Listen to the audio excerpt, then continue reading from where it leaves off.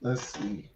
All right, so we here, ladies and gentlemen, come hella high water, Hmm. Constant Coach podcast live stream. Today is March the 29th. Hmm. As you can see, my background is different. Your boy has been on the move. I've been on the go. So the last week I moved, changed locations, and with that comes some transitions. So I'm still trying to figure some things out, but of course we don't want the content to stop. So even though everything isn't completely 100% ideal, it's not a disaster zone. So we can continue to record. So I got a decent enough backdrop. I got to work on my central lighting situation, but it is what it is. Either way, JB Wins here. Dogon SS is here. We got a couple of topics. One, a very obvious one that we're going to save for the second segment Hmm. for this week on the live stream. So we're going to get right into it. Hope everybody's enjoying the day, enjoying the week. First up, I want to talk about Deshaun Watson. Now, was it the last one we did or the video that we did before that where we talked about Deshaun Watson not facing criminal charges? I think it was the show before. I think the show before last. Okay, so yeah, we talked about how Deshaun Watson was not going to be facing criminal charges and the ramifications of that, what the implications are, and how we kind of respectively felt as though the lack of criminal charges was indicative of his in my opinion lack of guilt in the situation, but that's my opinion.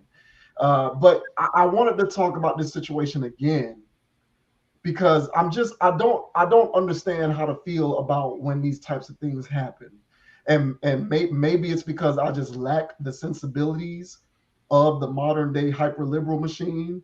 Maybe you can help me understand this more. I Hmm. don't know how to feel. Like I don't know. And Deshaun Watson isn't the first time that we have seen this type of stuff play out. And every time that it's happened, I found myself confused. So, just real quick, since we last talked about this, because the last time we talked about Deshaun Watson and his status as a player, he hadn't signed with the Browns yet. So since we talked about this, Deshaun Watson has signed a contract with the Cleveland Browns, the richest contract in NFL history, 5 years, $230 million, all of it fully guaranteed. And I don't know whether it was the fact that he signed or whether he signed for so much money that got people outraged about it. So I'm not going to necessarily. I guess I'm just going to pose a question to you because I just don't know how to handle these types of things. And maybe it's because I'm a man and I'm not a woman. I don't know. I don't know. I like to think that I'm sensitive towards the feelings of and the plight of women. I love women. My mother's a woman. That helps.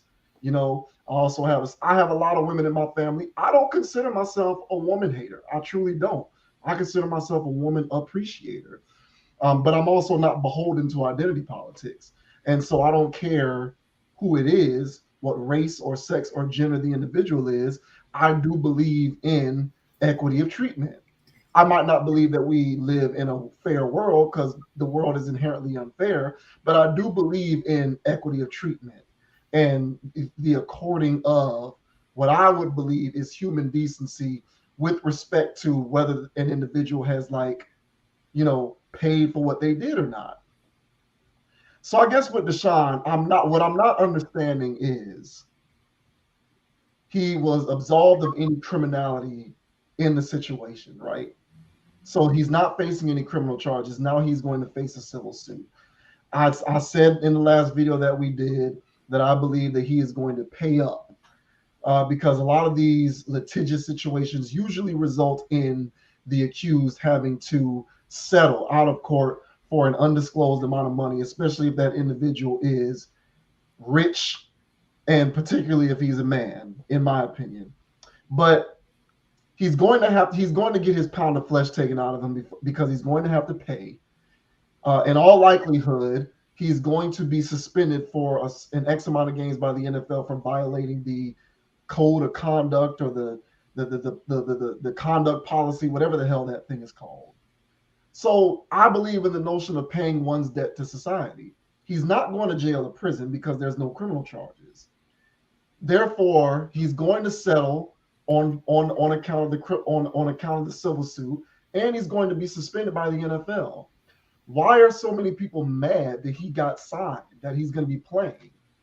Like, that's the part about this that I don't get. And most of these individuals, you do have some female pandering males who are saying this stuff, but most of it was women. I was on social media. You have people like, and a lot of these were the usual suspects. So you have Michelle Beadle and Molly Karam from First Take. These are the usual suspects who will publicly, denounce people who have sort of, I guess, seemingly victimized women in some regard. These are people who are going to publicly denounce these individuals' ability to earn a livelihood in any kind of way. And I think the contract made it convenient for people like Molly Karen and Michelle Beadle to discuss to discuss how appalling it is that Deshaun Watson is getting an opportunity. It was convenient for them to latch on to the amount of the contract, when I think that their true beef is the fact that he's going to be playing at all. Mm-hmm. I think that these individuals, in their heart of hearts, if you get them behind closed doors, what they want is for somebody like Deshaun Watson to never be given the chance to play ever again. Like, they just think that one strike and you're out. They don't believe in 3 strikes. They might go on national television and say they get it. The NFL is a business and they do believe in forgiveness, but I don't think that in their hearts they really live that life. I think people like them, women like them, don't ever want to see Deshaun Watson ever play again. That's my theory. But because he signed for so much money, they were given sort of a safety net.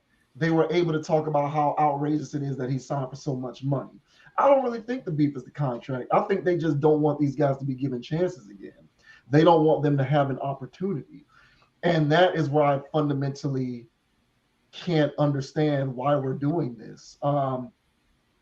I believe that if a person, man or woman, whatever the case may be, if an individual pays their debt to society, furthermore, if they're not going to face criminal charges, and on top of that, they are going to be punished within the context of their profession, in this case, the NFL is going to suspend him in all likelihood, what more do you want to happen? How much more punishment does this guy need? That's what I'm struggling with. But apparently, if you express these kinds of thoughts, it means that you don't care about women.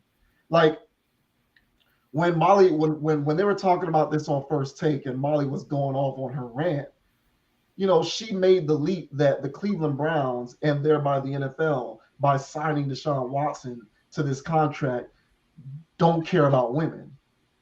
And the fact that you can make that broad leap and generalize in that manner is extremely uncomfortable to me.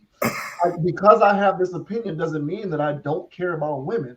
Like, that's a strong leap to make, right?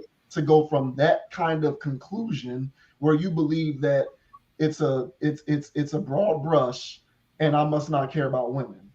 I must not like women because of this. Mm-hmm. And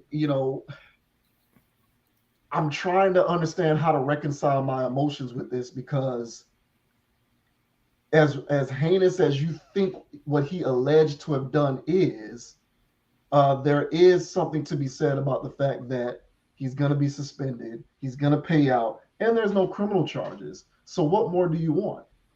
Like, honestly, like what more do you want? We're increasingly transitioning into a society where we don't provide second chances, but we pay lip service to the idea that we do. So we'll say all the right things and say, I don't think a person should be judged upon their darkest moment, but based upon how you feel about the act that took place. In other words, if you're a female and he did this, and the victims in the situation of females, you probably think that he shouldn't be given a chance again ever. Just like if you're a minority and somebody did something and the aggrieved party is a part of your minority group, you might say that person deserves a second chance, but really you don't feel like that. Really, you want that person to go away forever and to never show his face ever again to see the light of day. You don't want that person to be afforded a second chance. You don't.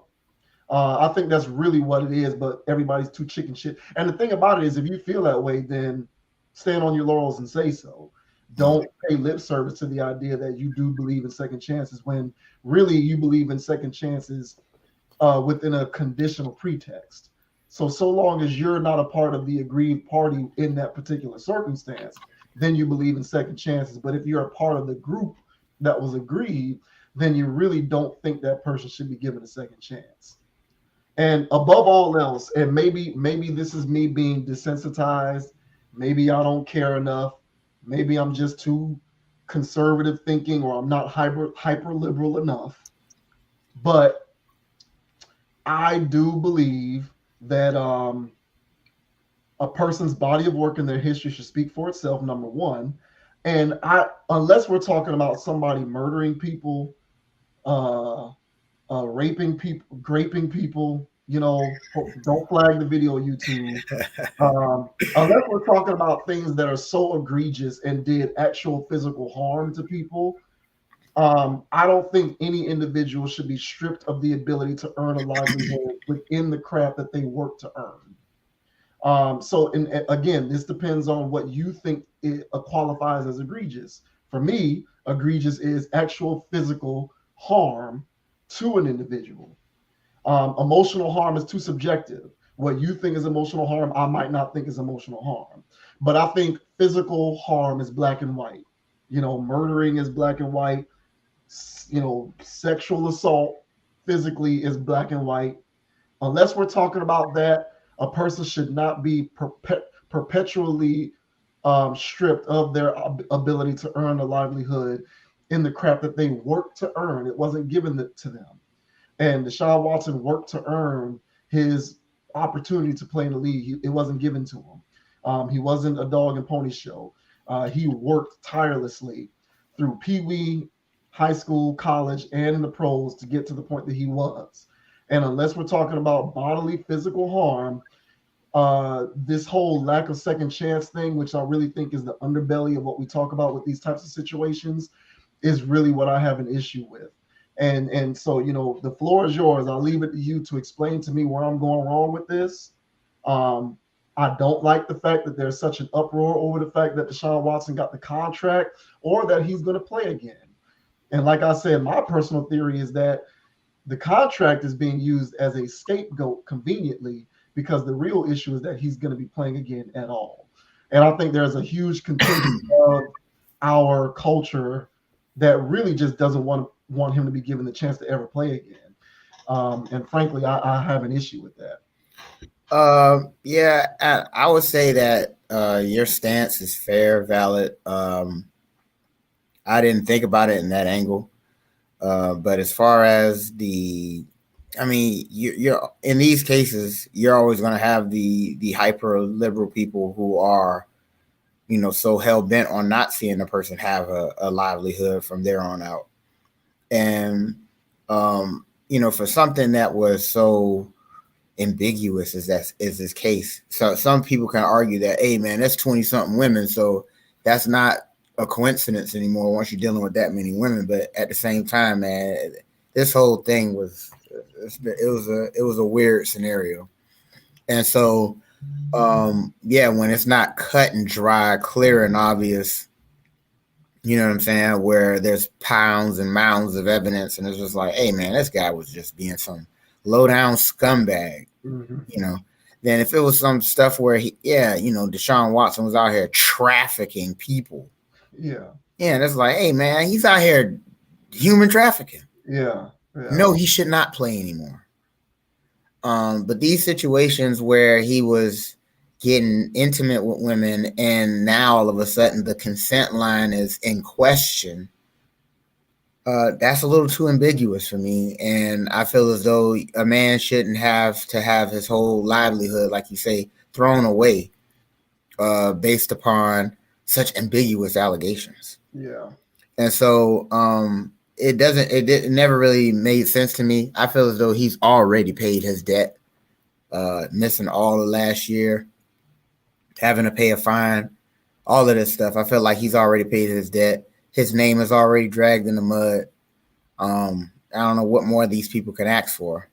So for him to never win again, I guess. But I mean, again, that's quite aggressive. Yeah. So Yeah, it's to quite say aggressive. to say the least. Yeah, it's Yeah, quite aggressive. So yeah, I'm more in the mindset of I was happy that he got signed. I didn't know it was all guaranteed.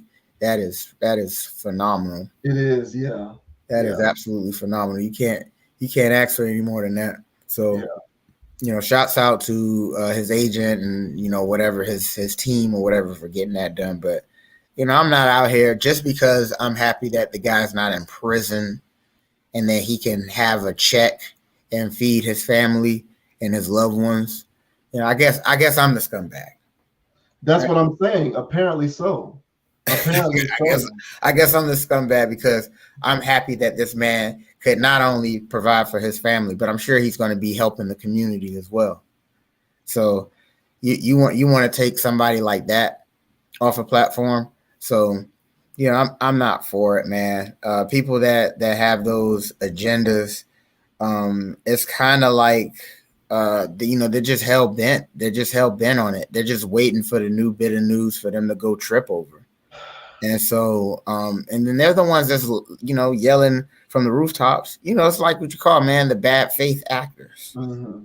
and they're just out here just slandering stuff, They and are. it just makes things ridiculous. But to say that signing Watson, you hate women, that is gross. That you don't like women. Yeah. That That's is, what Molly Karam said that on First Take. And I'm not making this, I feel comfortable enough saying this on this video because I watched it.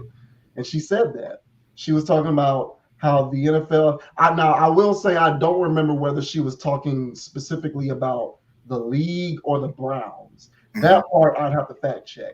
But she made reference to It is whichever it either is. way. Yeah, either way. Yeah, it's like whichever it is, it's like doing this. I mean, wouldn't you want to do your due diligence to show that you actually care about women?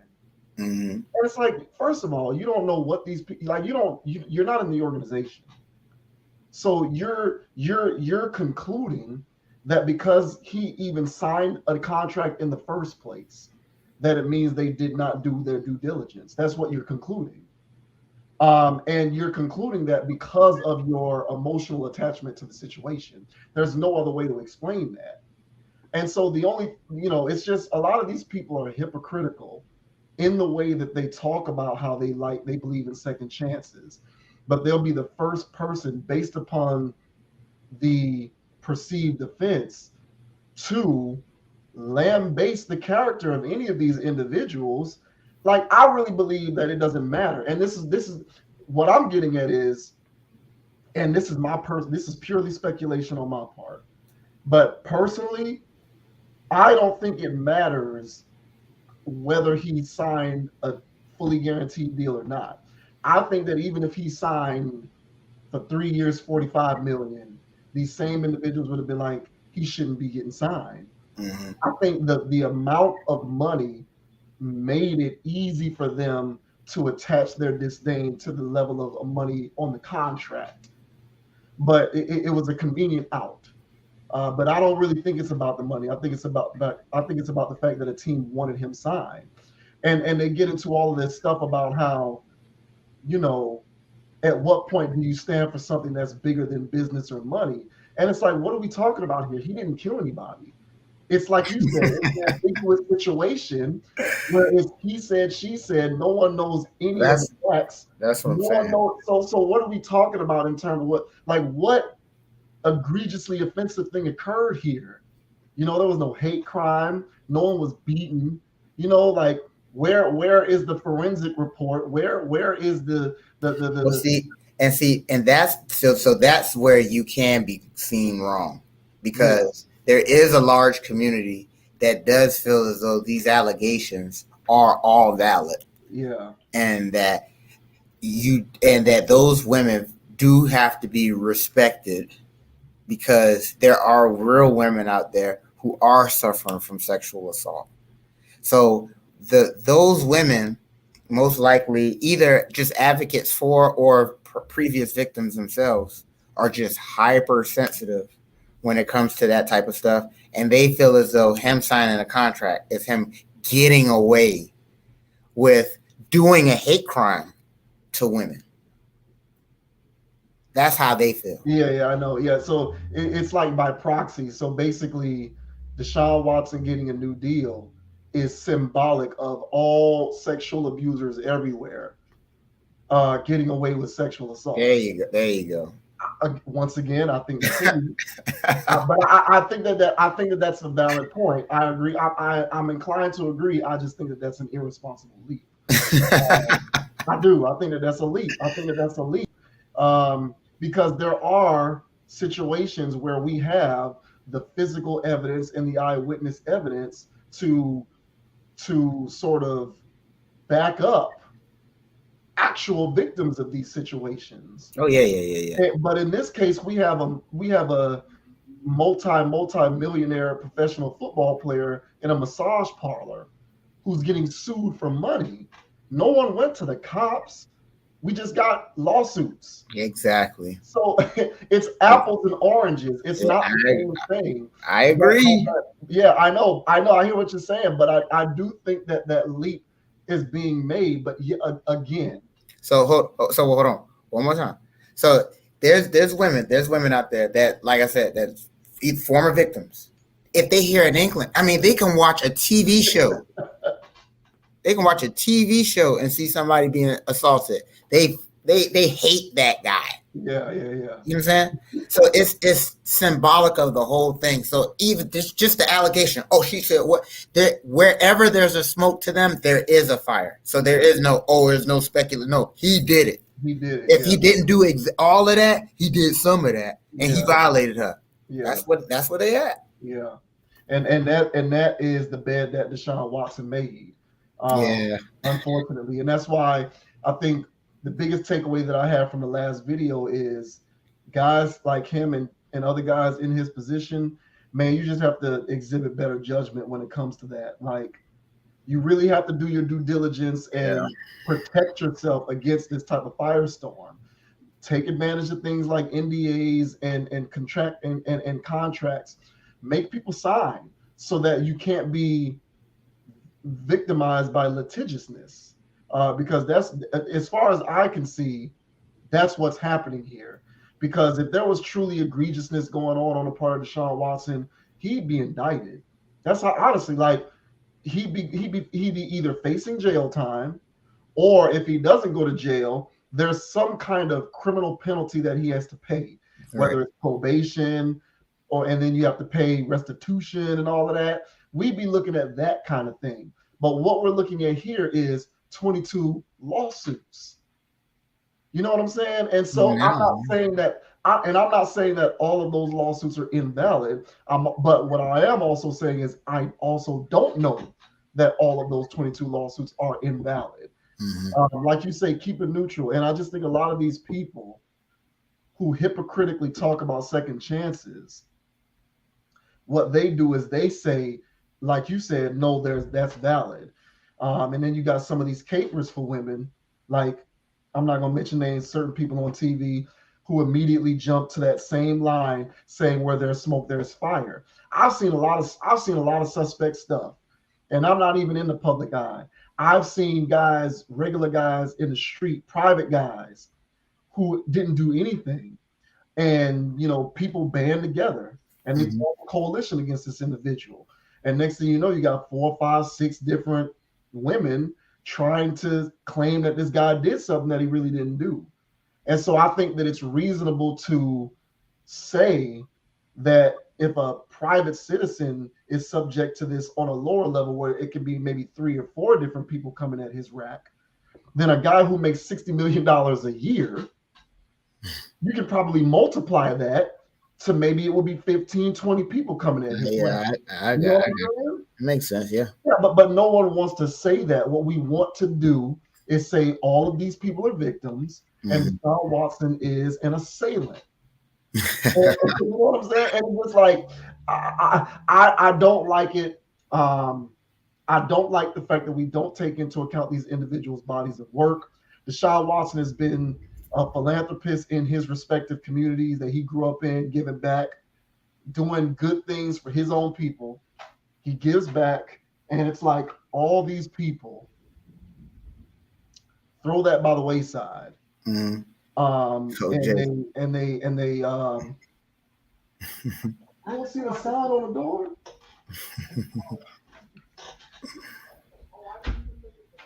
And you got all of these people who want to throw that by the wayside and act as though it doesn't exist. Mm-hmm. Simply because of the thing that he did and the fact that they're a part of that aggrieved community.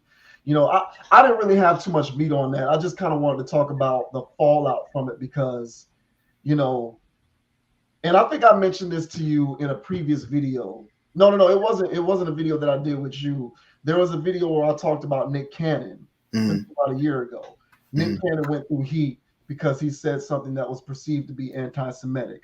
And he had to go through his whole contrition tour and apologize, so on and so forth. And I made the point back then that publicly, in the court of public opinion, Nick Cannon was receiving the same sort of public backlash that Harvey Weinstein did. And things that Harvey Weinstein did pale in comparison to what Nick Cannon was being hit over the head for, which is basically just saying something that people perceive to be anti-Semitic. Whereas what Harvey Weinstein was doing was truly egregious, hence why he's currently in prison. Right. But in terms of the public perception and what he was being hit over the head for, it was on the same wavelength. And so at the end of the day, I don't think we're dealing with fair I don't think we're dealing with equitable treatment. I think we're dealing with a culture that believes, largely based upon what you're being accused of, that despite your body of work, you actually don't deserve a second chance, despite the fact that we suggest the contrary. Right. And I think as far as I think that the NFL my angle from last time was that the NFL and the Texans or whatever, more or less the Texans, just did a career hit on him and made him pay the price. And honestly, bro, even sometimes when I look at these images of him down here, they put a lens on you that make him look like he did serve time. It's like he already served. What time did he serve? He didn't do anything as far as serving time concerned. So they make you feel like he's a criminal, and that's already the goal right there. Yeah. So and this is against a person that's already open-minded about whatever happened to him, not people that already automatically dismiss him because of whatever biases that they already have. So this hook, line, and sinker, and I feel like the spell has worked. Yeah, and they definitely tried to curse this man. So at least he's got a bag or something at the back end where he can provide for a family and take care of other people, and so they can have legacies and stuff like that. So I know he's going to keep trucking along and stuff like that. But the NFL right now, what I've witnessed is they realize that they already knew free agency was a thing, and they already knew people love trades and stuff, and people love parity and stuff, but they never did it. And teams were really doing salary caps. They were really trying to map things out. Not anymore. Yeah. The salary cap, it's an open salary cap. Yeah. Everybody's doing whatever they want. And so now we're seeing stuff happen. Guys going to teams where it's like, damn, this about to be live. They got Devontae Adams and who else the hell they got over there? I don't know. They got some other people. They got Devontae Adams. The Broncos got Russell Wilson. Yeah. The Dolphins get Tyreek Hill. Yeah. It's like, oh man, it's gonna be lit out there. It's like a lot of stuff moving around. And so one of the areas where, and they're market based, kind of like when the Hawks draft Luka and then trade to get Trae Young. Mm-hmm. Even though they're both talented and Trae Young's a hell of a talented guy, but why would you do that? Yeah. It was a market thing. Yeah. Trae Young is marketable in Atlanta, not Luka. Luka is the next Dirk, so he's marketable in Dallas. Yeah. That was NBA collusion. Same thing going on right now with the NFL. The NFL said, hey, let's just turn this into Madden. For real. Let's start swapping jerseys. For real. The people want to see this anyway. Let's do it. And let's give these people what they want to see. So to hell with salary caps. Loophole. I had to do this loophole. And people just stack rosters automatically in 1 year. Like, how the hell are you able to do that? Because there is no salary cap. So I say all that to say is that the market in Cleveland is the blue collar, blasey blees, hard hats, hard nose. Okay, that's their market, right? And on top of that, they've been second chance. They're the second chance market. They're the people that actually got Johnny Manziel. Mm-hmm. They're the people that actually drafted Baker Mayfield. So it's in the same pocket of rugged, on the edge type stuff. Even though Deshaun's not that. Yeah. His rep is rugged, on the edge, and all this other stuff. So he fits right into whatever their market. The Browns. Ew. So he fits into that market. You see what I'm saying? Yeah. He was not going to go and play for the Colts. He was not going to go and play for whatever good old boy, NFL team is out there. But the Browns, why not? Stick them on the Browns. But I say this: watch the Browns now, and they're going to be a playoff team for sure. I don't even care what their roster looks like right now. They probably don't even have everybody that they used to have. I kind of don't care. Because their roster is actually pretty stacked. So their roster is stacked. So my whole thing is, hey, because I forgot they got Chubb and Hunt in them still. Because I know that I think Landry's leaving, and I don't know who their receivers are going to be. I think the receiver is a question mark, but they're really good on defense and O-line. They still got Garrett, and they got the best two running backs on the same team, and they got a real good tight end. Yeah. Yes. So yeah, they're good. So they need to up the room, but honestly, he was making wine out of water anyway in Houston. So I don't see why he wouldn't do it in Cleveland. So I'm happy for the dude. The spell didn't work on me. I still say, hey man, he may have had a little kink. I ain't gonna lie. He might have had a little something, but I don't think it was this big. Even if he had a little something, I don't think that it warrants this idea that it's so egregious that he's working again. That's that's the crux of, like, God forbid I get caught up in a firestorm and now I got people protesting outside of my job because they think I no longer have the right to work and earn a livelihood. It's, you know what I'm saying? Like, and people don't take the step to personalize it. They just say, I'm offended.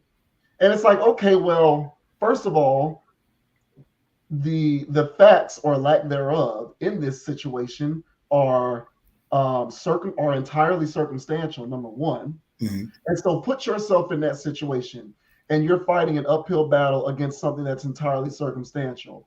How do you feel if people feel, how would it make you feel to know that despite the fact that it's entirely circumstantial, that we're supposed to be in a second chance society, and that you work to earn that through your education, whatever the case may be, you work to get to that spot, that now because you are a part of something that's entirely circumstantial, people feel as though you no longer should be working ever again. And to me, that's what this is. Because like I said, I don't think it has anything to do with the amount of the contract. I think it has everything to do with the fact that he was signed, period. And it's like, what do you want him to do? Never be able to work ever? Like, a person's right to earn a livelihood is a fundamental right.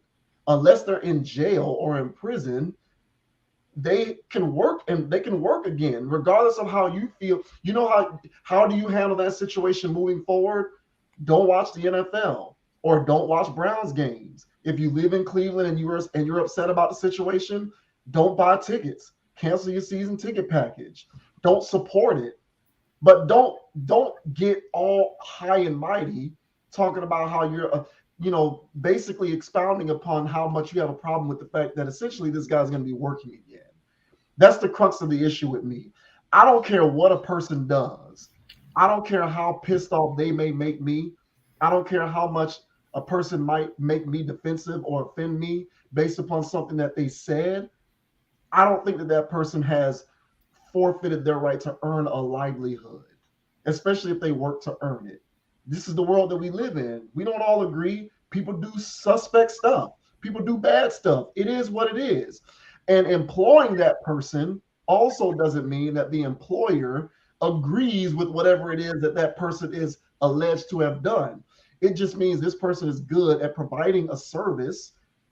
This person, therefore, is going to be hired because we require that service.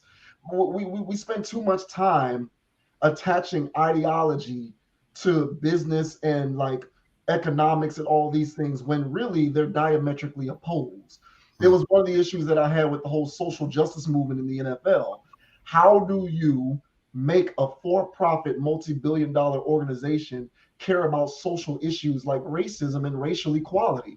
Sometimes what is tantamount to racial equality doesn't equate to what's going to make the business for the company. Sometimes those things are mutually exclusive. Oftentimes those things are mutually exclusive. So to pair those things together, to me, is something that is counterintuitive to the betterment of both of those causes. If you want to make money, you can't be all the time trying to conduct your business in such a way that you're 100% inclusive and 100% on the right side of, hiring people who are alleged to have done things that are circumstantial. Just like if you care about social justice causes, sometimes you're going to be committing yourself to initiatives that aren't necessarily lucrative. They're not the same. But we're living in this world where we're trying to pigeonhole everything into being the same. Corporate responsibility and making money are now the same thing. And, I'm glad I don't run a corporation because I wouldn't know how to navigate that. I'd have to have other people who can help me navigate that. Because if I'm in charge of keeping my company in the black and making sure that the financial health of my organization and all of my stakeholders is in place, that's going to be my priority. And I'm going to operate my business in accordance with whatever is going to make that happen. Even if that means I got to hire somebody who, in the court of public opinion, rubs people the wrong way, but is damn good at his job. His, her, whomever. I, at the end of the day, don't like the fact that we are trying to strip individuals of their right to earn a livelihood into perpetuity because they did things that we don't agree with. Again, there is a line of demarcation. So if we're talking about people dying, people being really physically harmed, all of that kind of stuff, things of that nature, that's different. This is entirely circumstantial. And we're going down this weird old dangerous road where we have issues and we're so outraged because this guy's going to be working again.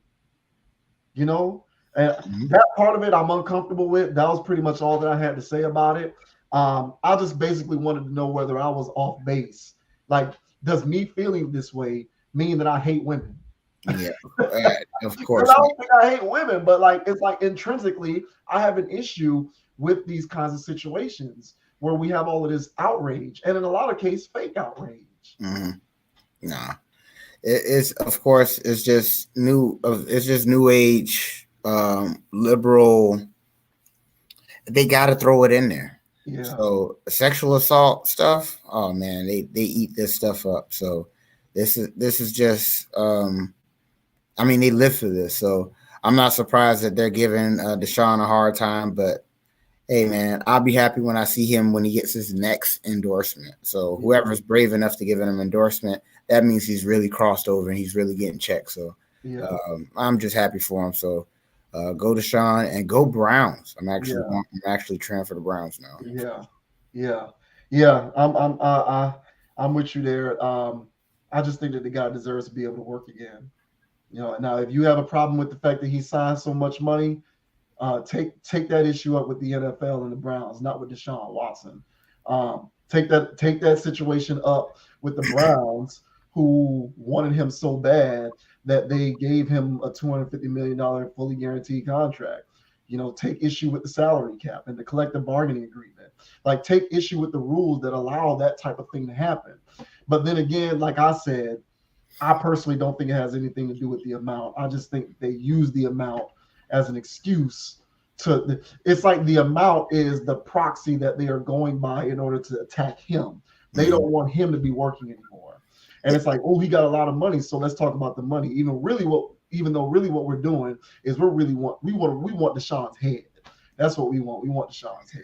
I mean, the NFL is going to continue to hire people like this, whether there are true allegations or false or whatever. Doesn't matter. They're going to continue to hire these guys so long as they're as the 1% of that Deshaun Watson is, because literally he is the one. He's in the 1% of guys who play football as far as talent and ability and stuff. Yeah. So, of course, they're going to continue to hire guys like that. So, if you don't like it, all right, then, of course, just, have your stance. So, I've had my stance on a number of fast food chains, all right? Right. All right. And so, I know people currently who still don't watch the NFL after all the Kaepernick stuff. Right. So, if this is your breaking point, well, here it is. Yeah. Well, even though you should have broke on Ben Roethlisberger and some other things, but Ben Roethlisberger was going to be in the Hall of Fame. Yeah. So how you gonna love that? Yeah. So the NFL is going to do what they do. So if you don't like it, jump ship. If not, then tough. Yeah. And I don't even think this is about. I don't, because people brought up the racial component, of course, because that's something that always happens. I don't even think that has anything to do with this. Like, I just think that we want our pound of flesh from these pro athletes. Yeah. And it's like, it doesn't matter who it is. If they did the thing that we as a society deem to be reprehensible enough that you should no longer be able to work again, we're going to keep coming at your head until you can no longer work again. Or if you continue to work, we're going to make your life so miserable that at times for you, it will just cease to seem like it's worth it. Mm-hmm. And that's what I think they want. I don't think it matters who it is. It's just, if it's women, if it's perceived racism, if it's perceived sexism, genderism, whatever, they're coming for your head. They are. So, walk a tightrope, man. That's why I don't blame people like Tom Brady. You call Tom Brady a jackass. Tom Brady knows not to step into no deep waters and get controversial, because it's just not worth it. At the end of the day, just be vanilla, because you can't be honest, or you can't express your own opinion anymore, because someone's going to be offended. And then they'll get all their cohorts offended, and next thing you know, civil lawsuits and hate mongering. Mm-hmm. But I can't wait to see. This is not my breaking point. I still watch the NFL, in part because I make money off of it. So I don't care. This to me is a drop in the bucket. I'll be glad to see him playing again, because I think he deserves to earn a living, to earn a livelihood. So I'll be looking forward to him playing. I ain't even a Browns fan. I just want him to play because I want him to earn a livelihood, and I don't like the fact that people really don't want to see him playing anymore. But it is what it is. We'll move on from there, and we'll go on to the meat. This is the big talk of the week, man. This was crazy. Okay, so we don't even need to. I'm not even going to provide any context for this. Anybody who has a pulse know what happened. Will Smith walked on the stage, slapped shit out of Chris Rock in the face after Chris Rock made a joke about Jada Pinkett. I didn't think it was that egregious, but Will Smith, after laughing at the joke, went up and slapped Chris Rock. I guess he disagreed. But since all of this went down, there's a bunch of other stuff going on. I think we can just focus on our reaction to what happened. We don't got to go down, because there's other things going on about how he can be if he didn't apologize, he can be stripped of his Academy Award. I don't know how much of that stuff is true. I just know what happened, and I know that he's apologized. So I will read some of his apology here, just because I think it would be nice to add that context. And so this is a statement that he put out, I believe today, March 29th.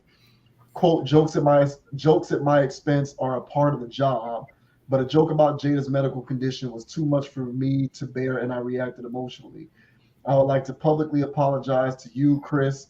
I was out of line and I was wrong. I am embarrassed and my actions were not indicative of the man I want to be. There is no place for violence in a world of love and kindness. Violence in all forms is poisonous and destructive. I deeply regret that my behavior was stained. I deeply regret that my behavior has stained what has been an otherwise gorgeous journey for all of us. I am a work in progress. End quote. So that's all I'm going to read about that. So I know I have my ideas. And, furthermore, he said a joke about Jada's medical condition. Chris Rock was not joking about Jada's medical condition. He was just joking because she had a shaved head. He was not joking about her medical condition. So stop with all that misinformation. Chris Rock probably didn't even know that the woman had a medical condition. He was just joking because she looked like G.I. Jane. That's where the joke came from. G.I. Jane was a character in the movie with a shaved head. Chris Rock was not offending the alopecia community because, everybody has a community now. so, that part to me is dumb. I don't even want to, I don't want to give it any kind of credence by speaking on it. I'm just going to ignore that stupid aspect of this conversation because that's pure lazy logic and stupidity. But yeah, Will did what he did. What was your reaction to the whole incident in general? Do you really want me to go first, bro? Yeah. Go ahead. All right. Well, I'm the resident conspiracy theorist or whatever. Go ahead. I don't have a tinfoil hat with me right now, but if I did, I would be grabbing for it right now so I can tell you a little tale. All right. So when I first of all, I'm at work and I'm getting the day started, and then people say, "Hey, did you see the Oscars last night?" It's like, no, what the hell? She's like, "Did you see Will Smith? What he did?" And I'm like, what's going on? So they say, they tell me that Will Smith smacked him. I'm like, no way. And then so I said, so I get online, I look at it. At first, I didn't believe it was an actual slap. And then I looked at the pictures online. The only thing I saw was the lead up and the follow through. I was like, I don't really think he smacked him. Then I saw better angles and I said, oh, he smacked the shit out of him. And then, but the reason why I didn't think, so here's my logic on this. Okay, all right. Here's my logic. I feel like there's a lot of angles to this. And so I'll stick with the overt layer of no one watches the Oscars. No one cares about the Oscars. Now the Oscars can say they've had a viral moment. Now the Oscars, people are checking for it. People are Googling what happened this year, and they're getting views, clicks, and people are mentioning them. They're like, it's lit right now for the Oscars. I really think, bro, there was a board meeting. I really think there was a board meeting and pitches made. I really think so. This comes straight off of planned. This feels planned. This feels like part of a skit. So when I saw the initial thing, I was like, there's no way. I know both of those guys. That's not planned. None of that play. That didn't play like how that should play. If those guys were really feeling that way, in my opinion, it played that way like they were acting. I said, first of all, we're dealing with actors at the awards ceremony that they reward the best actors. The guy that smacked the guy won best actor, did he not? Then people are surprised that these guys did a live action pop-up show on you guys. You know what I'm saying? What do they call those things? Flash mob things. You know, it's just a pop-up show. They just came and performed in front of you guys. The only people that knew about this stuff were the board, Will Smith, Jada, all of them. I seen the clip, I seen the clip, I seen the clips, and I was like, so what's going on? So Jada, so Chris Rock tells the joke, and it's like not even a joke, bro. It was so weak. And I'm like, if Chris Rock wanted to roast somebody, that wasn't the roast joke. And you're a comedian, you're married to a comedian, get over it. So she over there screwing up her face like an actress. I was like, that's not to me, it wasn't a genuine, I'm pissed off. I see Will laughing. So apparently Will's, ha, ha, ha, what's the matter, baby? Oh, he offended you about the thing? Hey, you're not going to talk about my family like that. So here's the Will Smith angle. So Will Smith, this is where Will Smith wins in this. Will Smith's name has been getting dragged through the mud for the past 2 years. We ain't had nothing to do when COVID was going on, but damn sure Jada had everything to talk about on her table talks. So ever since then, Will Smith has been a butt of everybody's joke as far as being a man in his relationship, being able to have some type of backbone, integrity, or do whatever. And then so here he is now being offended. His wife is being dunked on, apparently, on live television at the Oscars. So he has to show him and the world to not disrespect his wife and his family.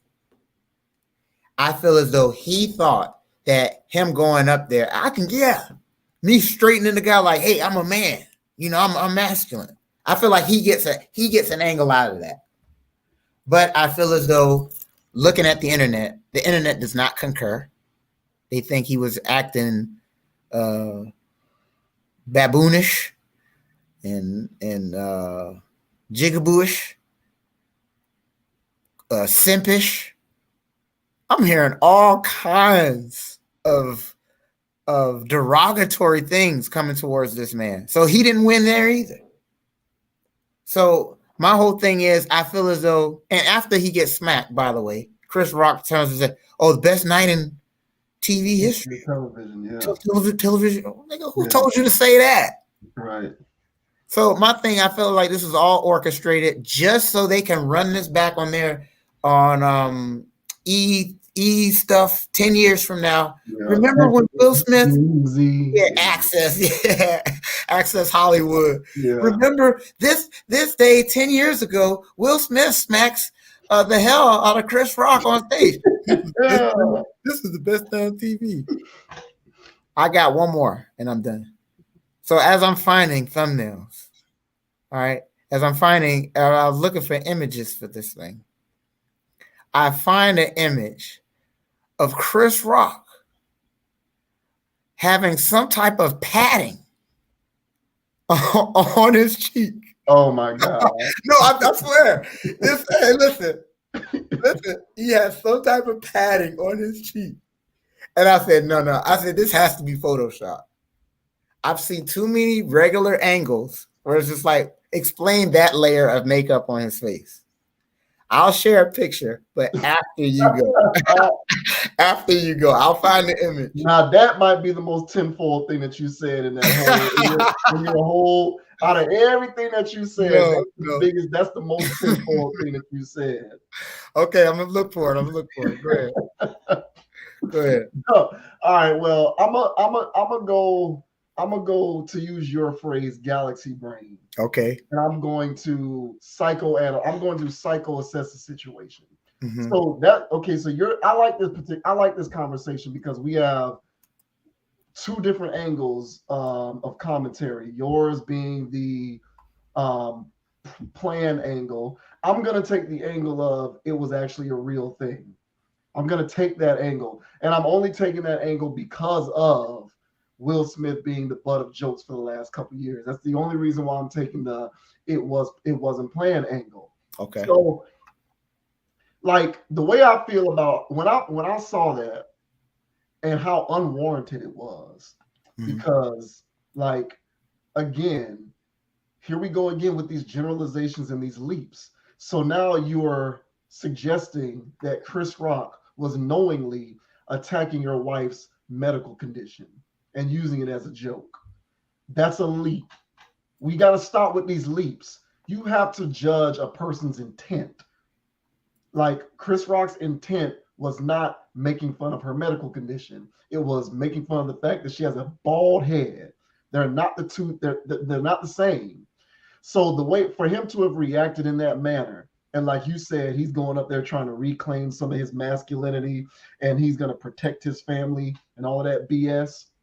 I really do think that in that moment, Chris Rock became a conduit, and in that moment, Chris Rock was a conduit. Will Smith wasn't slapping Chris Rock. He wasn't. Will Smith, he wasn't slapping Chris Rock. In that moment, he was slapping Jada. He was slapping August Alsina. He was slapping Rick Ross for making that song with August Alsina. He was slapping all of the podcasters and the content creators who've been making content at his expense for the last couple of years. Mhm. He was slapping whoever else has had something to say. He was slapping everybody on the Breakfast Club. Mhm. This is who he was slapping. Chris Rock was just the vessel. Chris Rock became an unwitting vessel in that situation. Really what Will Smith was doing was he was exacting his frustration that was being pent up over the last few years, even though Mhm. publicly he had a smile on his face saying, "Oh no, we don't have an issue in our relationship. I permit my wife to do all these things. It's okay. It's perfectly fine. I'm okay with it. You guys just don't know how our marriage works. We don't do everything conventionally. We raise our kids in a weird way. We conduct our marriage in a weird way. So all you guys in the podcast world and in the mainstream media world coming at us with your criticisms and your comments and your commentaries, you don't get it. You don't actually know what we're doing in our household. And so I would appreciate it if you stop doing all of this. Mhm. Of course, they don't stop. And on top of everyone not stopping, Jada doesn't relent. She's talking about how you want her. She's talking about how she wishes that you could read her mind so that you could satisfy her better sexually. She's talking about how their sex life wasn't something that she found particularly fulfilling, hence the reason why they agreed to an open marriage. She's talking all of this stuff about y'all personal business while you're not saying anything, exacerbating your compromised public persona. You can't tell me that that is not something that is frustrating him internally. And so he's mad at her. He's mad at the guy who got outed as being a part of this whole situation. And on top of that, he's making songs about it with another rapper. And you got all of these people using your personal business as leverage for content on their respective platforms. In that moment, he probably said, "Okay, I'm going to use this as my time to boil over, and I'm going to smack everybody. Chris Rock is just going to be the conduit, but really, I'm smacking everybody." That's what I think that was. Interesting. Um, I read so for you to so. And by the way, I was looking for those images. They're Photoshop. But um, for you to say that Will really went up there, I mean, to have no restraint. You think this was his breaking point at the Oscars? So you really think he really went there?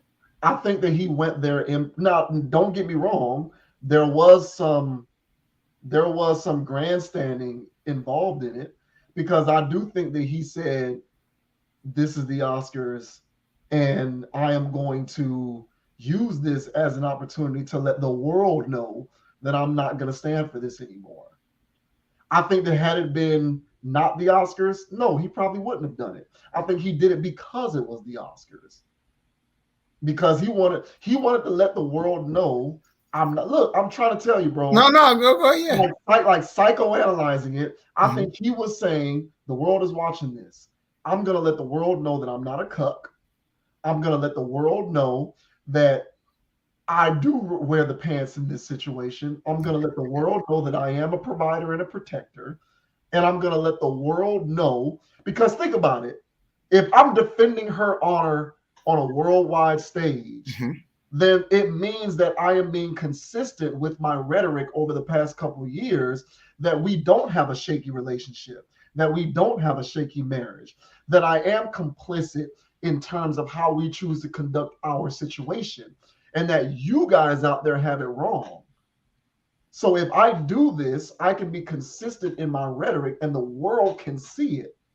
And on top of the on top of that, I can service, and on top of being consistent with my rhetoric, I can service my masculinity, I can service my manhood, I can service any notion to the fact that I might be a cuck by doing this. Because who in their right mind is going to say Will is not actually practicing what he preaches after I do this?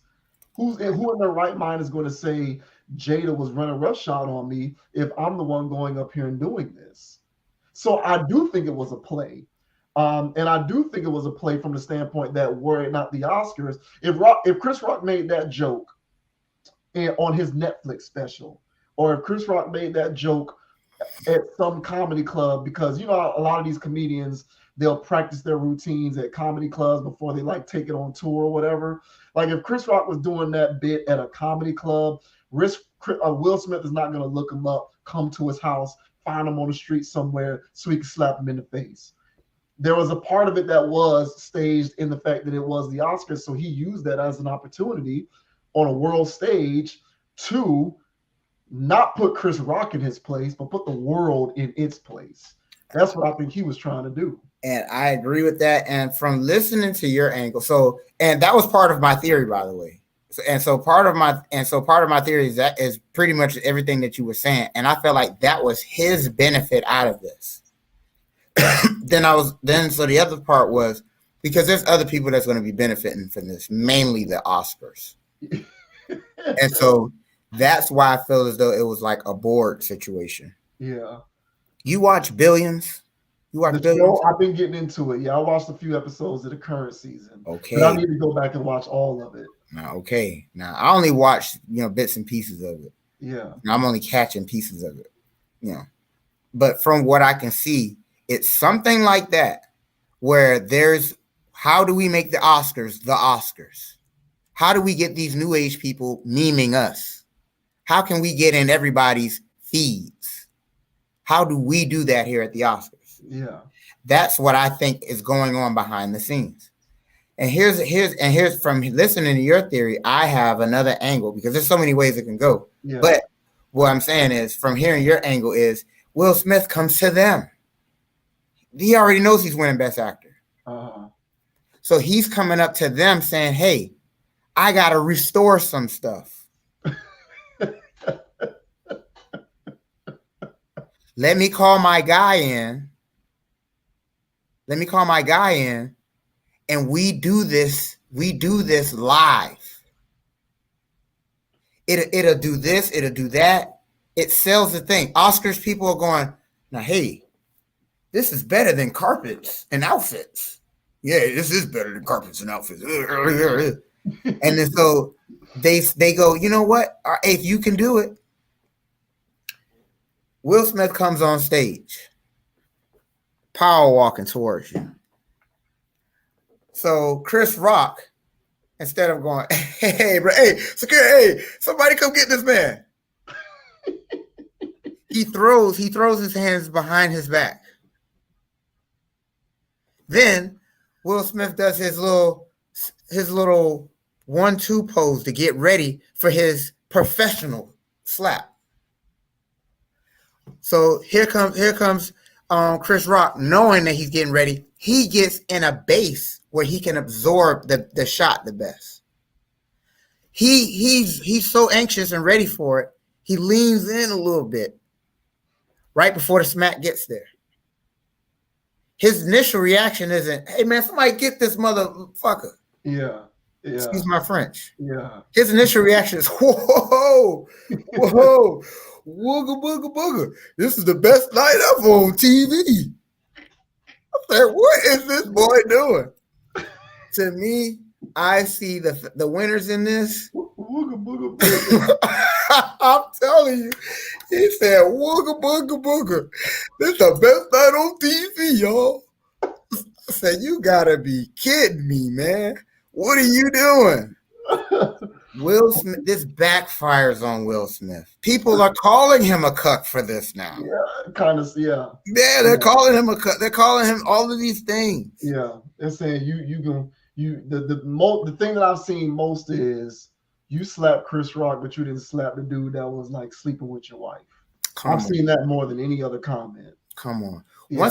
Once this gets revealed later on, much later on, that this was a skit and that they were both in on it and that he was such a good actor, he sold y'all on that. I think at that point, I think that'll be a thing. And so I feel like it'll be later on down the line where they were playing a game on us because, hey man, this is Mr. Woo. I'm Will Smith. He'll do any damn thing. Yeah, he bungee jumping on this thing, doing all type of stuff. So I think this is right up Will Smith alley of some keep my wife. And then he says it so enunciated. So everybody, keep my wife's name out of your mouth. So everybody can read. Oh, he said keep.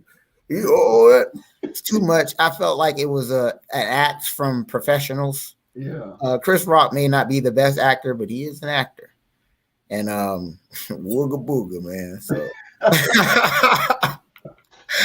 wooga booga, man. I cannot believe it. Yeah. I don't know, man. Like I won't go so far as to say it was entirely staged. Mm-hmm. But what I will say though is this does benefit the Oscars. Oh yeah, for the reasons that you claim. So whether it was pre-planned or not, the result is it does benefit that program because people are going to be talking about this for at least the next couple weeks. Oh yes. Next year is going to come up again because this happened. Yes. So the buzz around it will benefit it. Whether it was planned or not, that is a result. Tangibly, that's a result that is going to benefit the program. I just think that the reason why I'm reluctant to say that it was entirely planned is because of the recent history of Will Smith.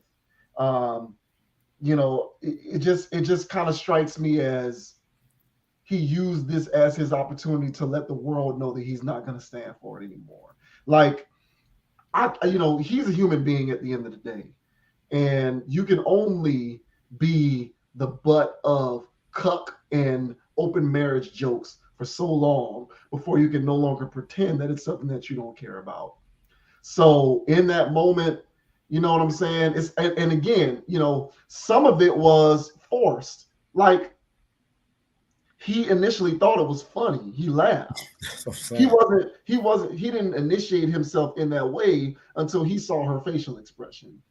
So it was like suddenly he pivoted from thinking it was funny and going along with the joke to fiercely defending his family's honor.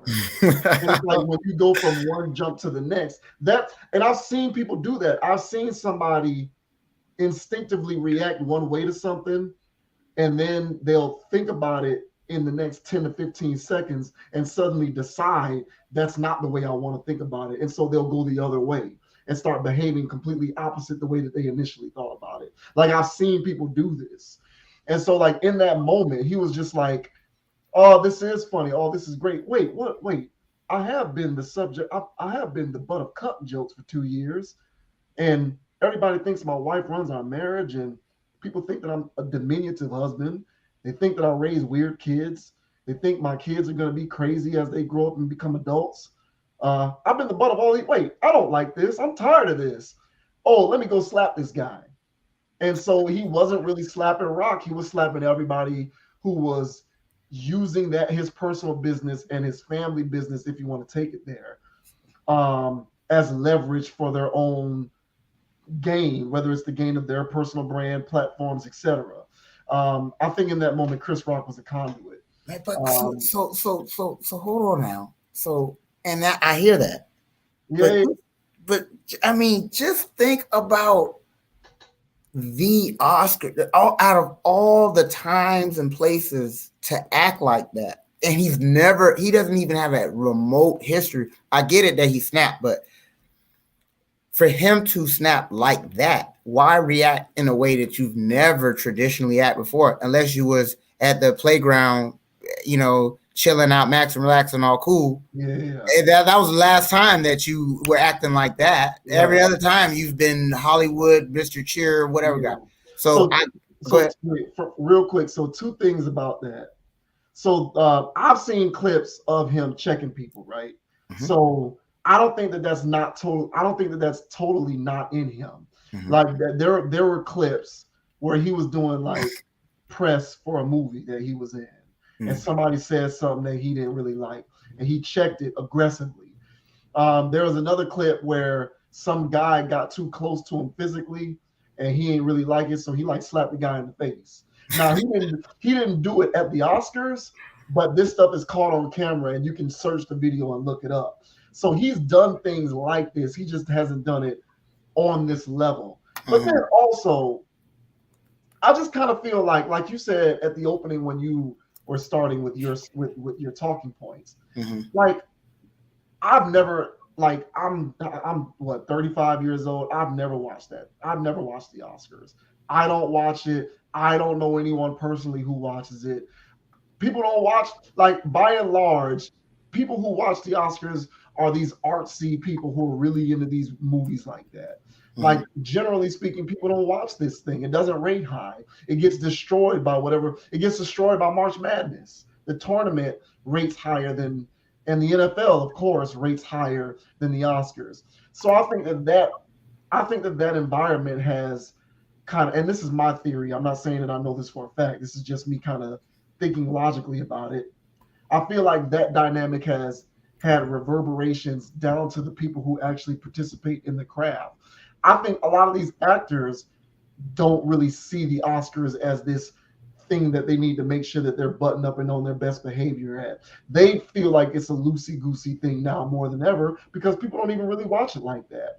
So they probably don't take it seriously. So he's probably somebody who's looking at it like, I no longer take this thing seriously enough to not respond in that way if I feel as though responding in that way is necessary. That's speculation on my part. I'm not saying that that's factual, but it goes in line with the general tenor of that event, especially in the last several years. People ain't watching that like that. People ain't watching it like that. Hence why this particular incident benefits it, because maybe next year way more people are going to watch because maybe somebody else gets slapped the shit out of in the face. All right, so to me, this is kind of like Janet Jackson at the Super Bowl with Justin Timberlake. It's the same thing. And then somebody Janet want to act offended that he ripped it off. It was staged. You had the thing on that. You were ready for that. Pasty. Yeah, you had the pasties on deck. Was there. Yeah. Yo, you go to sleep with pasties on too? But did she act offended that he did it, or was she trying to act surprised that it ripped? I thought that she was trying to put on an act, because I agree with you that was planned, but I felt like in the moment her reaction was a part of the bit. Okay, it was when JT pulls it off, you gotta act like you're surprised that it came off. Absolutely. And so then later, once there was public outrage, that was her excuse. That hey, I didn't think he was going to rip it off. The hell you thought he was going to do? Y'all practiced this. And so I think this is a planned outrage. And so to me, and again, when you're dealing with actors, you don't know what you're going to get. You can't tell. Like it's like dating that. You're going to date an actress? Yeah. Yeah, right. Right. And she don't have to cry to get you either. So I'm not dealing with actors. So whenever they got anything going on, of course I gauge it. I gauge it because people have lives and things do happen and people aren't perfect. And I saw that, and I saw the slap. He baby tapped that man on the cheek because he was getting too smoochy on him. Yeah. Like, hey, man, what the hell are you doing? So he baby tapped him, but he didn't full throttle. No, it wasn't open hand. Not open hand. It wasn't full extension. Hand. It wasn't a pimp slap. It wasn't No a pimp way. slap. There was a check slap. Like I would do that to my nephew to check him. Like my nephew did something that I didn't like. I'm not gonna full on hit the boy in the mouth. I'm gonna Yeah, check him though. I'm gonna chin check him. I'm gonna be like, hey man, don't do that. yeah, I Stop. hear that. I do that. I'm more of a jab in the chest person. Just a quick pop, Yeah. because it's not gonna hurt him, but it's just like, hey, nigga, calm down. Yeah, so yeah, because I did that to my nephew a few times. Yeah. But but no, man. So, but this to me, I just think that we'll see how this plays out, man. Because I see this all the time too. By the way, it's kind of like when they don't do this as much anymore, but I won't be surprised when the next one does it. But just have an outrageously racist ad, clearly, obviously racist. They're making this person look like a monkey, and then they take it off. No, we weren't, and then they change into something else. Y'all did that for publicity. Yeah. Now everybody on their Instagram, black people included, especially black people, the basically only black people, circling it through social media for you for free. Yeah. Hey, look at what Gucci did. Hey, look at what whoever did. Hey, look what Dove soap did. Yeah. Look what and it's just like, hey, y'all doing more ads than they do. Right. They don't gotta pay. They don't gotta pay for promotion. Yeah, they get it for free. No. Yeah. And guess what's gonna end up happening? You love the way that Dove soap smell anyway. That was a while ago. I wasn't that racist. And honestly, I don't even remember why I stopped buying Dove. Oh, let me just buy the Dove. Oh, yeah, you're going to come right back. And on top of that, they done got a whole bunch of sales in between because you was out there advertising for them. So whenever there's these outrages going on, honestly, I think a lot of them are planned because there's board meetings. How did this thing get all the way through and then on a major ad without these people knowing, without going through all these proper channels? You think they don't know what racism is? They have all kinds of bias classes before they even get to that point. So how did they produce such an ad unless it had a reason for it? So I think the same thing going on with here with the Oscars. Hey, he can't keep it unless he apologizes. That's all you got to do is apologize. If I know these people, how I think I know these people, they would have snatched it from the word go. He wouldn't even got the award. They would have gave it to someone else immediately because I think he got the award after. He did. So they would have just gave it. They would have just gave it to somebody else. If I'm thinking I'm dealing with the people I'm dealing with. So for him to even get the award and still keep it, they're not really outraged. And so I think that he did them a great benefit. I'm sure there's some type of kickback he's going to receive on the back end. Chris Rock too. And it's because, hey, shows are drying up. Ain't like he touring America anymore. Hell, he probably got a movie check out of this. Mm-hmm. So you got to see the benefit that he got out of this. So I'm looking at this as more as Hollywood being Hollywood and pulling a fast one. But it's great content, great fodder. It's something we could talk about. You know?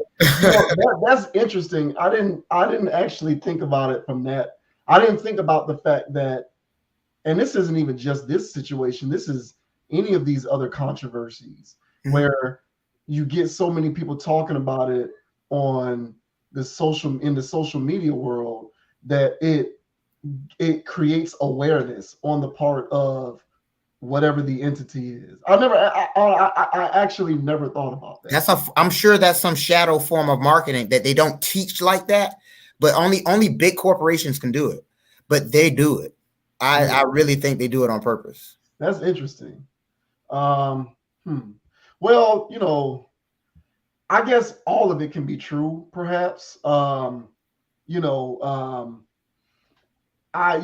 just think maybe it's a convenient thing. So like, in the last topic that we talked about, where I believe as though people are using the contract, the guaranteed number as a convenient way to sort of, what's the word I'm looking for? Like people are using Deshaun Watson's guaranteed money as a vessel with which to kind of really what they're doing is they're expressing they're expressing their discontent over the fact that he's playing, but using his contract as the vessel with which to do it. Maybe both of these things can be true. Like, if that is the case and this thing was sort of like that, Will Smith, used this as his opportunity to sort of exercise his bad publicity demons. All of it can be true. I don't know. It just seems mighty convenient. In turn, but then again, I guess a lot of smart people run these programs, and so what might seem as convenient for me is actually something that's orchestrated because people are smart enough to actually pull it off. But I just kind of psychoanalyze it.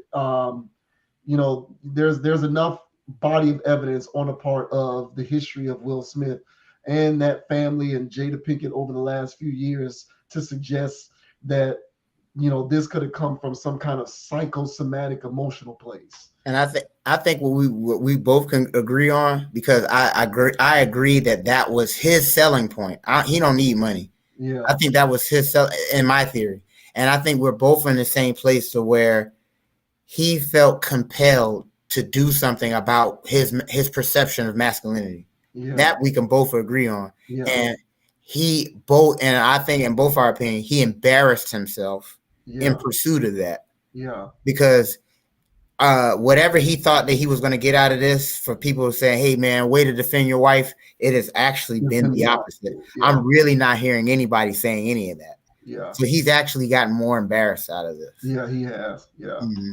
Yeah.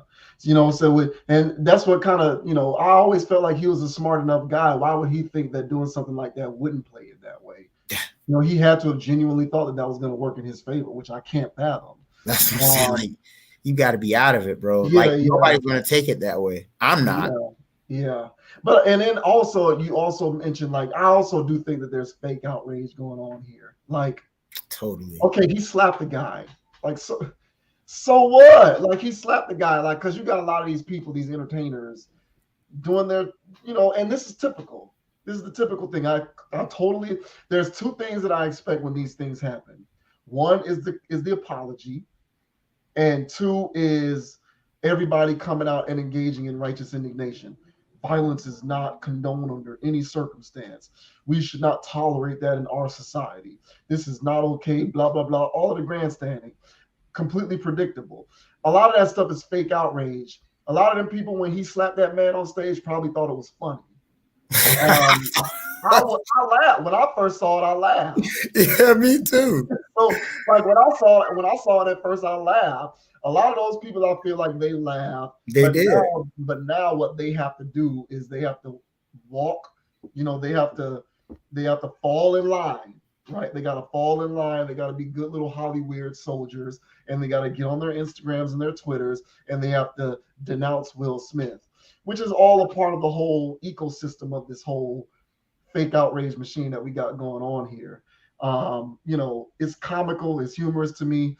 I think it's all a joke, just like the joke that incited this whole situation in the first place. But that's pretty much all I had on it. I just kind of felt like it was a psychological ploy more than anything. I think, he was just trying to take back his manhood. He was trying to reclaim his fatherhood and husband and masculinity credibility. That's what he was trying to do. And I think in that instant, Chris Rock became an unwitting conduit for Will Smith to be able to do that.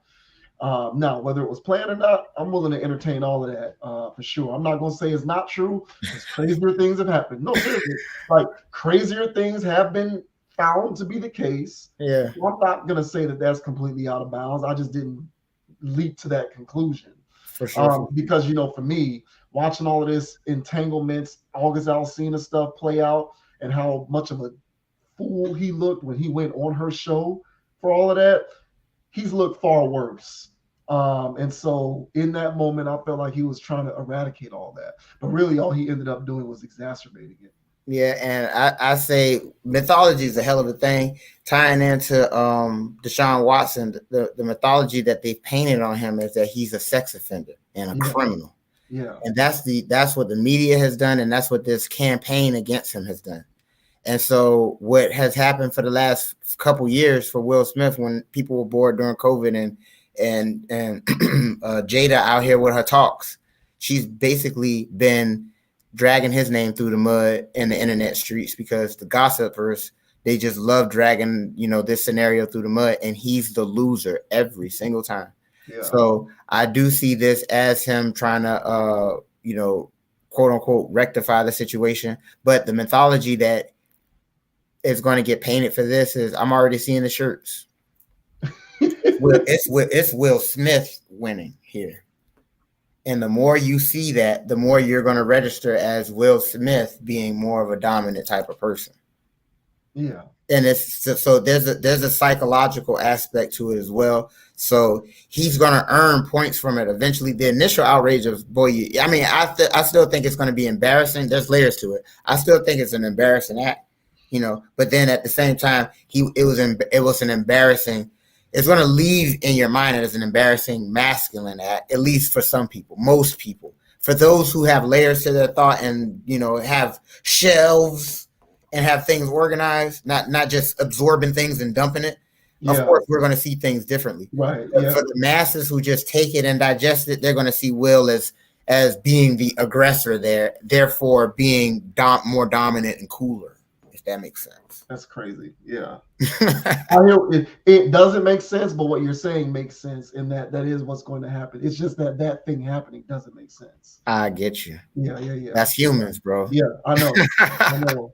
But like all of this stuff is nuanced, but no one wants to pay attention to the nuance. So it is what it is, man. I usually I end these things by saying like good luck to this person or whatever to that. I got nothing. Like, I just feel like this is if it's rigged, then I definitely got nothing because it's inauthentic. And if it was authentic, then I still have nothing because I feel like, Will Smith did this to himself by allowing these narratives to persist over these years, by not getting out in front of the situation initially, by controlling it, not allowing your wife to say these things and air out this dirty laundry publicly. Like, you made this bed yourself. So you really have no one to blame but yourself. Yep. If it was authentic. Of course, if it was staged, then it is what it is. I really got nothing because the world ain't really real no more. We live in the multiverse. But honestly, and but coming from my theory, but we agree. And if it was real, it was an embarrassing act from him still feeling like he has something to rectify in his relationship and his masculinity. And that's your fault, bro. Yeah. And if you felt that embarrassed at that or whatever, and you boiled up, this is all your fault. Yeah. And then you going on stage was a selfish, stupid, and embarrassing act. Well, if that was real. And even if it was staged, if you felt as though you had to do that, embarrass yourself just so you can make yourself seem more masculine because the internet has been dragging, it's still embarrassing. And you still look stupid. Yeah. So even if it was staged or real, he still doesn't come out the victor on my side of the street. Yeah. So this does come out as immature and honestly in the sense of not masculine at all. Yeah. And if it's staged masculinity, boy, that's even softer. It's even worse. Yeah, that's even worse. You know what I'm saying? It's even worse. If that's staged, Will, don't let it come out. Oh, it was just a joke, y'all. We just wooga booga. Hey, what did I say? Hey, wooga booga, man. Hey, my bad. Don't take the video down, YouTube. It was a joke. All right, it was a joke, man. I am not hate. That's not hate stuff.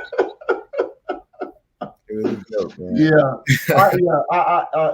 If it comes out that it was pre-planned, then there's nothing more simpish than that would be really. Yeah, that's really at that point, I'll be with all those other internet red pill people just dragging him, calling him, because that would be super simp.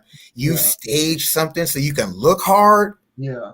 Boy, that to me is like it's pretty much to me as bad as these men who get on these YouTube videos and these podcasts and want to immediately defend women, even when the women are in the wrong. You can just misconstrue the situation in order to align yourself with the feminist ideology. And really the reason why you're faking it. So that's where the fake part comes in. Mm-hmm. You're faking it so that you can get in good with these chicks so that you can try to smash. Mm-hmm. That to me is work. That is on that level to me because you're faking your appeal to females because you want to be able to get in good enough favor with them so that you can get them yourself. That's But weak. you can't do it the genuine manly way. So you have to do it by caping. You have to do it by saying, "Oh yes, you are a victim. Yes, that man did do harm to you.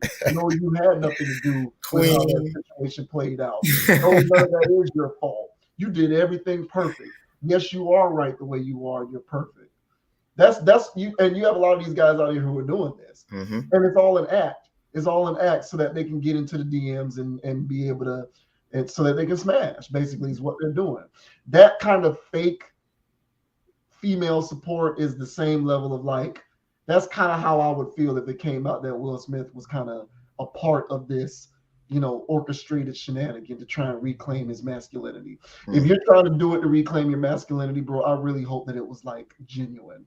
Either Yeah, way, you don't come out looking that good, but it comes out looking worse for you if it was fake. yeah, agreed, agreed. Oh, that's tough. But Mm-hmm. oh well, yeah, I got nothing. I don't want to wish the best for nobody because I don't know what the hell is real or fake anymore. So I'll just say we'll end it on that note. Thank you. Um, but that'll do it for this edition of the Conscious Approach live streams. Appreciate everybody who's tuning in to this stream as it happened. But of course, if you're watching the video after the fact, if you're on the YouTube channel, please hit the like button on the video. I certainly appreciate it. Hit the subscribe button. We're kind of under construction at the moment. Well, I'm under construction. So as I get more time and get myself smoothed over, things will be refined and fine-tuned so that I won't be under as much construction. But just because we're under construction doesn't mean that we're going to stop creating content. So, we just want to be able to continue to, publish content to the channel, to keep the conversation moving. And we certainly appreciate you, as always, supporting logical content. Um, if you're watching this video on the Facebook page, go ahead and like the page, hit the share button, also like the video, and always just like and subscribe and comment wherever you're seeing the video. Be sure to follow Conscious Approach on Instagram at ConApproach, ConApproach. You can also follow me on Instagram at JVWins, JVWINS, and the full content library is available on consciousapproach.com. So appreciate the support and continue to support logical content. Yes, sir. And the name's Dogon SS, and you can catch me on Instagram at Dogon_SS and at YouTube at Dogon SS. Go ahead and subscribe on over there. All right. But in the meantime, I'll be hanging out here at the Conscious Approach with my dog JV Wins. And so, yeah, as I normally say, man, just keep it play and keep it chill, keep it even kill, man. Keep it neutral. Don't be too high. Don't be too low. The key to true, I would say, quote unquote, happiness or inner peace, I would say better that, because I don't like the word happy like that. I would prefer inner peace is to not try to seek to be happy or whatever like that, because what is happy, So being content, living in the moment, that's keeping it player, man, and keeping it chill, So stay in that lane, and that way you won't be hopping on stage and trying to smack somebody. Yeah, I was gonna say, you talking about keeping it chill and keeping it neutral. Will did not keep it neutral. The hell He he did not didn't. keep it The chill. hell no. Yeah, he could have used that advice, man. Keep it chill, keep it neutral. Keep it Yeah, player. and just think about, I have a big theme where I talk about the progeniting behavior. So if you want to really assess why something is taking place, assess the progenation of the behavior. What created this? What started this? What started this is the public ridicule that you were going through because of some situations that were being created by your wife, bro. So if you want to slap somebody, I'm not condoning violence, but you might want to aim that slap in another direction. But that'll go ahead and do it. Until next time, man, we appreciate the support. Thanks for tuning in. Another video in the books. Please continue to support logical content, and we'll see you on the flip side.